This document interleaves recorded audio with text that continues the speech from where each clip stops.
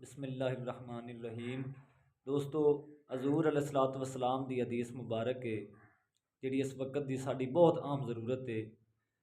आप सरकार ने फरमाया कि कोई भी बंदा मुसलमान इतनियां नमाज़ां पढ़े कि उसकी कमर दोहरी हो जावे, इतने सजदे करे कि उसकी कमर दोहरी हो जावे सजदे कर करते, और इतने रोज़े रखे कि उसका जिस्म कांटे की मिसाल हो जावे, हरगज़ ही काबिल कबूल नहीं अगर उसका रिज़क हलाल नहीं।